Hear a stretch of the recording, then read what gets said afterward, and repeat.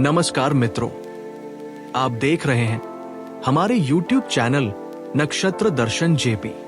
आज हम बात करने जा रहे हैं कन्या राशि वालों के लिए आने वाले लगभग 48 दिनों के गोचर काल 18 अक्टूबर 2025 से 5 दिसंबर 2025 तक के बारे में, जिसमें जानेंगे कि इस अवधि में क्या क्या अच्छी बातें होंगी, किन किन क्षेत्रों में चुनौतियां आ सकती हैं और आप कैसे इस समय को सक्रिय रूप से लाभ में बदल सकते हैं। परिचय: कन्या राशि बुध मरकरी द्वारा शासित है।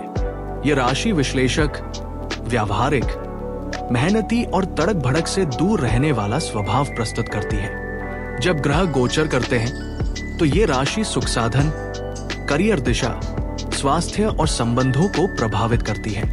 आज हम इस गोचर काल को व्यवस्थित रूप से समझेंगे।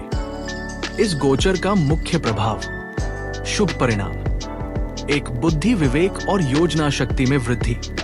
कन्या राशि के जातक इस समय अपने काम, व्यवसाय, अध्ययन या लेखन सृजन में अधिक त्वरित और प्रभावशाली हो सकते हैं। बुध का स्वामी भाव होने के कारण योजना बनाने व विवरण पर काम करने की प्रवृत्ति बढ़ेगी। 2. कार्य क्षेत्र में सुधार और नई दिशा। यदि आपके पास पहले कुछ प्रयास या अधूरे प्रोजेक्ट थे तो इस वक्त उन्हें आगे बढ़ाने का सही समय दिख रहा है। आप अपने काम में अधिक संगठित और प्रभावशाली बन सकते हैं। 3. स्वास्थ्य चेतना और जीवन शैली सुधार। ये समय स्वास्थ्य विषयक जागरूकता बढ़ाने का है। सही खान पान, नियमित व्यायाम और मानसिक शांति के उपाय प्रभावशाली रहेंगे। 4. सहयोगियों, मित्रों से समर्थन। आपको सामाजिक मेलजोल व नेटवर्किंग में लाभ मिल सकता है। कार्यस्थल या अध्ययन क्षेत्र में मित्र सहयोग आपके पक्ष में रहेगा। चुनौतियां: 1. परफेक्शनिज्म व छोटी बड़ी चिंताएं। कन्या राशि का स्वभाव कभी कभी चीजों को अधिक जांचना पड़ताल करना चाहता है। इस दौरान ये प्रवृत्ति अधिक तीव्र हो सकती है, जिससे निर्णय लेने में देर हो सकती है या अवसर हाथ से निकल सकते हैं। 2. खर्च, व्यय और अनियोजित निवेश।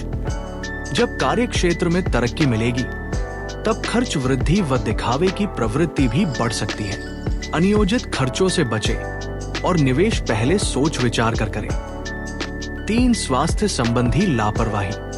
स्वास्थ्य विज्ञता बढ़ेगी, पर यदि आप नियम तोड़ेंगे, जैसे नींद कम, असमय भोजन, तनाव, तो प्रतिफल उल्टा हो सकता है।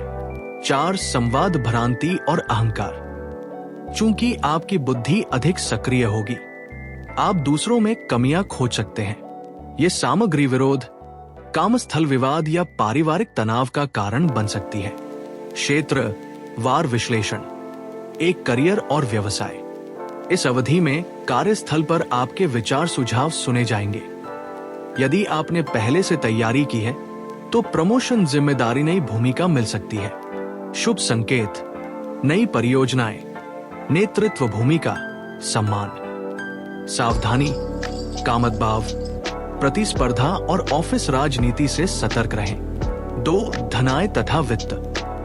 वित्तीय दृष्टि से ये समय मध्यम शुभ स्थिति जताता है। नए आय साधन बन सकते हैं, परंतु खर्चों पर नियंत्रण जरूरी।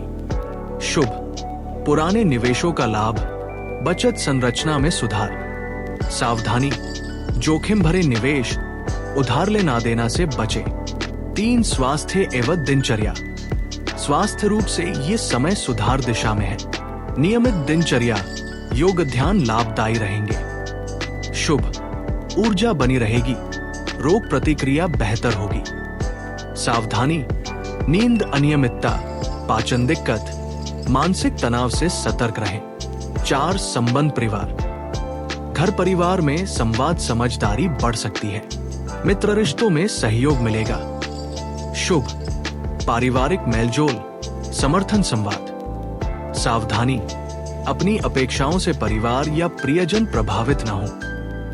अहम भाव से दूर रहें। 5. अध्यात्म एवं आत्मविकास। यह अवधि आपके अंदर की आवाज सुनने, आत्मचिंतन करने और सुधार की दिशा में काम करने की है। शुभ: अध्ययन योग, ध्यान साधना, सामाजिक सेवा में रुचि बढ़ सकती है। सावधानी: आलस्य व सिर्फ सोच विचार में रहना पर्याप्त नहीं होगा। कर्म प्रभाव होना चाहिए। लाभदायी उपाय: नियमित रूप से बुध प्रार्थना करें या बुधवार को हरे रंग का वस्त्र पहने, हरी चाल पहने। परिवारिष्ठों में धैर्य संवाद रखें। विशेष रूप से अपनी अपेक्षाओं को स्पष्ट करें। वित्तीय मामलों में बजट प्लान बनाकर चलें। अनियोजित खर्च से बचें। स्वास्थ्य रूटीन में सुबह शाम व्यायाम, पर्याप्त पानी और पर्याप्त नींद सुनिश्चित करें। आत्मविकास हेतु कुछ समय प्रतिदिन ध्यान योग, पुस्तक पठन या सामाजिक सेवा के लिए निकालें। गोचर के 12 भावों में फल। ये रहा आपका संपूर्ण और विस्तृत ज्योतिषीय विश्लेषण। कन्या राशि वर्गो के लिए 18 अक्टूबर 2025 से 5 दिसंबर 2025 तक का 48 दिनों का गोचर। लग्न कुंडली के 12 भावों भाववार के अनुसार। 1. प्रथम भाव लग्न भाव, आत्मविश्वास और व्यक्तित्व। ये समय आपके आत्मविश्वास को बढ़ाने वाला रहेगा। आपका व्यक्तित्व निखरेगा और लोग आपकी वाणी और बुद्धिमत्ता से प्रभावित होंगे। हालांकि जरूरत से ज्यादा सोचने या छोटी बातों में उलझने से बचें। ये 48 दिन आत्म सुधार, आत्मविश्लेषण और नई शुरुआत का संकेत देते हैं। उपाय: हर बुधवार हरी वस्तु का दान करें और बुधाय नमः का जप करें। उपाय: हर बुधवार हरी वस्तु का दान करें और बुधाय नमः का जप करें। 2. द्वितीय भाव वाणी और धन। परिवार में सौहार्द रहेगा और धन के नए स्रोत खुल सकते हैं। सावधानी यही है कि अपनी बातों को संयमित रखें। वाणी में कटुता न लाएं। वित्तीय दृष्टि से स्थिरता मिलेगी, लेकिन अनावश्यक खर्च पर नियंत्रण रखें। उपाय: परिवार में मीठा बांटें और माता पिता का आशीर्वाद लें। 3. तृतीय भाव साहस और पराक्रम। भाई बहनों से सहयोग मिलेगा। आपकी हिम्मत और मेहनत रंग लाएगी। संचार माध्यमों, लेखन, मीडिया या पब्लिक डीलिंग में लाभ मिलेगा। छोटी यात्राएं भाग्यवर्धक सिद्ध हो सकती है। उपाय: मंगलवार को हनुमान जी को सिंदूर चढ़ाएं और हनुमान चालीसा का पाठ करें। 4. चतुर्थ भाव माता, गृह और वाहन सुख। घर और परिवार में संतुलन बनाए रखें। माता का स्वास्थ्य ध्यान मांगेगा, इसलिए समय निकालें। संपत्ति या वाहन खरीदने का योग है, पर सोच समझकर निर्णय लें। उपाय: माता की सेवा करें और शुक्रवार को घर में सुगंधित दीपक जलाएं। 5. पंचम भाव शिक्षा, संतान और प्रेम। प्रेम संबंधों में स्थिरता आएगी और विद्यार्थी वर्ग के लिए ये समय अत्यंत शुभ रहेगा। संतान पक्ष से भी खुशियां मिलेंगी। रचनात्मक कार्यों में सफलता मिलेगी। उपाय: भगवान गणेश को दूर्वा और मोदक अर्पित करें। 6. षष्ठ भाव शत्रु, रोग और प्रतियोगिता। ये भाव स्वास्थ्य और प्रतिस्पर्धा से जुड़ा है। इस समय आपकी मेहनत और अनुशासन से शत्रु पराजित होंगे, लेकिन पाचन तंत्र और तनाव पर ध्यान दें। कर्ज से बचें और किसी विवाद में न उलझे। उपाय: बुधवार को हरी मूंग और तुलसी का दान करें। 7. सप्तम भाव जीवन साथी और साझेदारी। विवाहित जीवन में समझ और संवाद जरूरी रहेगा। साझेदारी में नए अवसर आएंगे, पर विश्वास सोच समझ कर करें। ये समय रिश्तों को स्थिर करने का है, लेकिन भावनात्मक प्रतिक्रिया से बचें। उपाय: शुक्रवार को देवी लक्ष्मी की पूजा करें और अपने जीवन साथी को उपहार दें।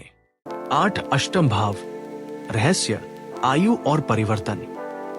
जीवन में कुछ अनपेक्षित घटनाएं हो सकती हैं, लेकिन ये अंततः आपके विकास का कारण बनेंगी। आध्यात्मिक झुकाव बढ़ेगा और पुराने रहस्य उजागर हो सकते हैं। ये समय मनन और आत्मनिरीक्षण का है। उपाय: शनिवार को पीपल के पेड़ की परिक्रमा करें और तेल का दीपक जलाएं। 9. नवम भाव भाग्य और धर्म। भाग्य आपके साथ रहेगा। यात्राओं और नए अनुभवों से दृष्टिकोण बदलेगा। पिता या गुरुजनों से संबंध मधुर बनाकर रखें। धार्मिक गतिविधियों में रुचि बढ़ेगी। उपाय: गुरुवार को केले के पेड़ की पूजा करें और गरीबों को भोजन कराएं। 10वां भाव कर्म, पद और प्रतिष्ठा। ये भाव अत्यंत सक्रिय रहेगा। नौकरी और व्यवसाय दोनों में प्रगति के संकेत है। आपके कार्यों की प्रशंसा होगी और उच्च पद प्राप्त हो सकता है। हालांकि ओवरवर्क और तनाव से बचें। उपाय: रविवार को सूर्य देव को जल चढ़ाएं और घृणी सूर्याय नमः मंत्र का जप करें। 11 एकादश भाव, लाभ और इच्छाएं। सभी कार्यों में सफलता और लाभ के योग हैं। दोस्तों और शुभ चिंतकों से सहयोग मिलेगा। नई योजनाओं से आर्थिक प्रगति संभव है। उपाय: गरीब बच्चों को मिठाई या फल वितरित करें।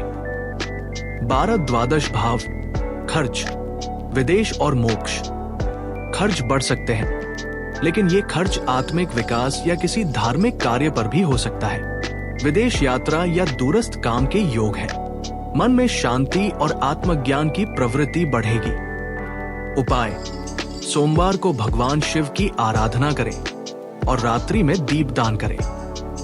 निष्कर्ष: तो कुल मिलाकर कन्या राशि के जातकों के लिए 18 अक्टूबर से 5 दिसंबर 2025 तक का लगभग 48 दिन का गोचर काल एक ऐसा चरण है जहां बुद्धि, संयम और कर्म दृष्टि की भूमिका बहुत बढ़ जाएगी। अगर आप अपने कार्यों, विचारों, स्वास्थ्य, रिश्तों में योजनाबद्ध, संतुलित और जागरूक रहेंगे, तो ये समय आपके लिए प्रगति, स्थिरता और संतुष्टि का रूप ले सकता है। ये समय नए अवसरों की दिशा खोलने का है, परंतु इसके लिए तुरंत सफलता की ललक में नहीं, बल्कि संयम व विवेक के साथ चलना होगा। अगर ये वीडियो आपको पसंद आया हो तो प्लीज लाइक, शेयर और सब्सक्राइब करना न भूलें, ताकि हम ऐसे और विस्तृत राशिफल विश्लेषण आपके लिए लाते रहें। नीचे कमेंट में अपनी राशि लिखें या अपना सवाल पूछें, मैं उन्हें जरूर देखूंगा। धन्यवाद। आपका दिन शुभ हो।